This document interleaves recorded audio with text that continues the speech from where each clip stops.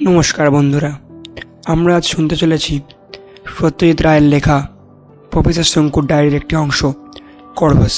শুরু। 15ই আগস্ট। পাখি সম্পর্কে কৌতূহলটা আমার অনেক দিনের। ছেলেবেলায় আমাদের বাড়িতে একটা পোষা ময়না ছিল। সেটাকে আমি 100-এর উপর বাংলা শব্দ পরিষ্কারভাবে উচ্চারণ করতে শিখিয়েছিলাম। আমার ধারণা ছিল পাখি কথা বললেও কথার মানে বোঝে না।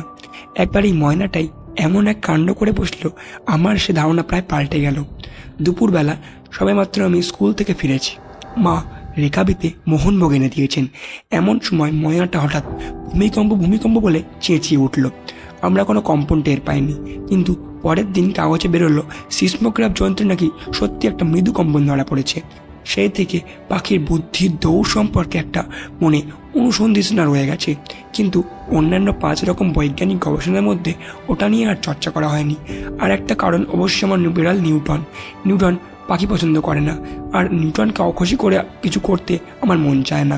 সম্প্রতি বয়সের জন্যই বোধ হয় নিউটন দেখছি পাখি সম্বন্ধে অনেকটাই উদাসীন হয়ে পড়েছে। সেই কারণেই আমার ল্যাবরেটরিতে আবার কাক, চড়ুই, শালিক ঢুকতে আরম্ভ করেছে।